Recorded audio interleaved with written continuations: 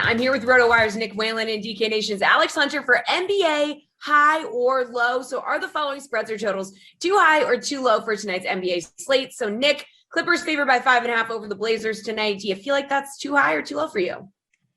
I think it's about fair, maybe a little bit high for me. The Clippers have just been such a fickle team this season to figure out.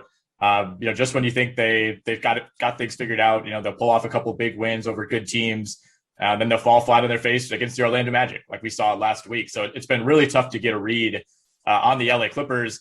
And meanwhile, the Blazers are playing well. I think this is one of the best rosters that they've had around Damian Lillard, maybe the best in his entire career with the Blazers. And obviously adding Norman Powell, only kind of emboldened that roster at the deadline.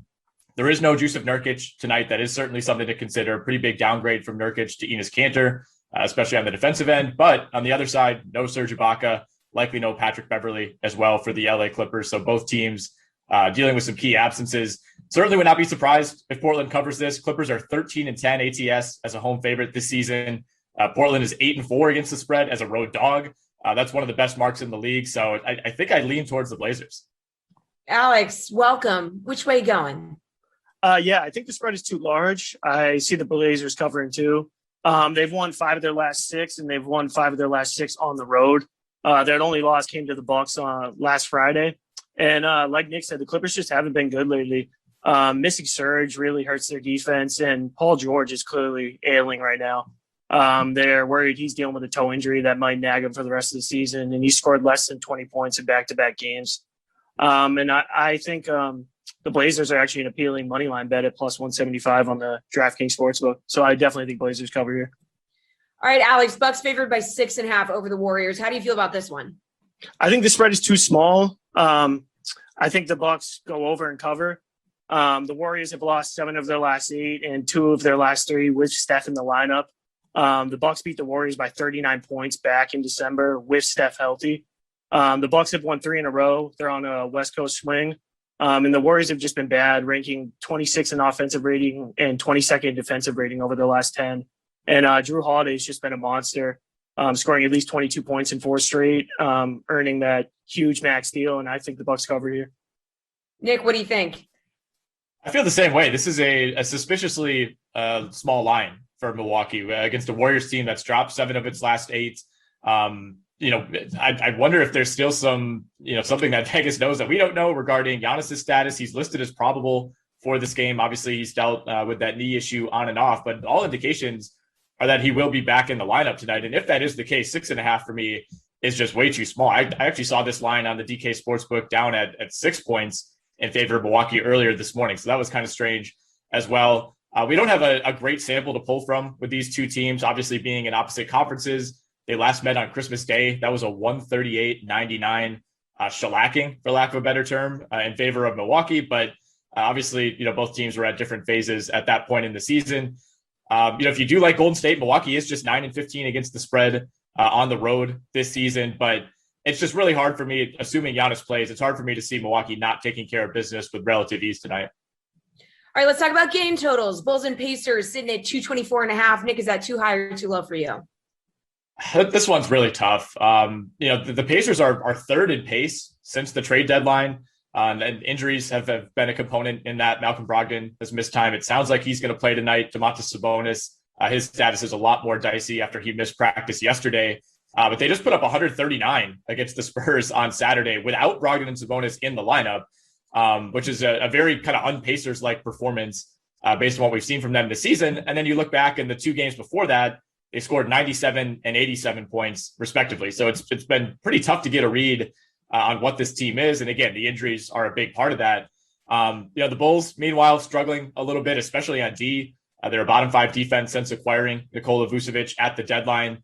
Again, this is really tough, but I think it probably goes under, assuming Sabonis doesn't play. I think that hurts Indiana offensively enough that they could maybe struggle to help it get to that 224.5 number. How do you feel, Alex? You think this one might go under? I think it might actually go over. This is the 3rd time these 2 East teams have met this season, and the first 2 matchups, the average was 231.5. And like Nick said, the Bulls have really struggled on defense since they got Vucevic, ranking 26 in defensive rating. And over this time, their game average total has been 224 points exactly. So I think there's a chance this game goes over with how their season matchups have gone this year.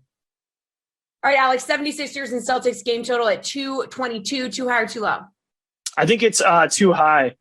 Since the trade deadline and since putting Robert Williams as the starting center, the Celtics ranked 4th in defensive rating. The guy's just Time Lord is just a freak. And the Sixers are arguably the best defensive unit in basketball, especially with Joel Embiid healthy. And they're coming off a loss. So I think they're going to be hungry against their division rival. And also, Evan Fournier was ruled out today just before we came on the show because of health and safety protocols. And he's really been a big burst for the Celtics off the bench, averaging 20 points in their last 2. So I think without him, I think their offense might struggle, especially against this hungry Sixers team that's got Embiid. So I'm going under. A little bit of breaking news. Nick, you going under too?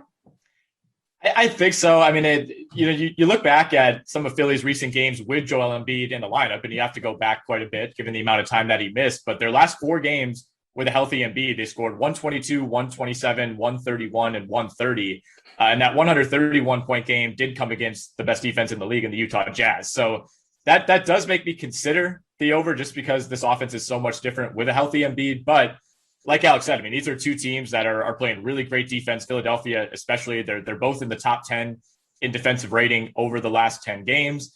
Both teams right in the middle of the pack in terms of pace. So you wouldn't expect this to be a super fast-paced game by any means.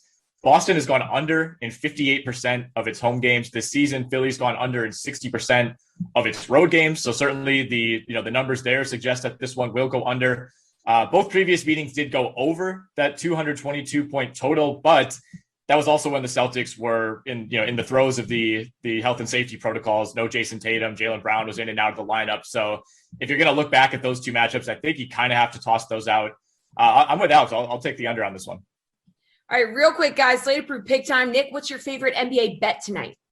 I like Milwaukee -6.5 on the road. I like Jaylen Brown over 31.5 points, rebounds, and assists. Again, no Evan Fournier.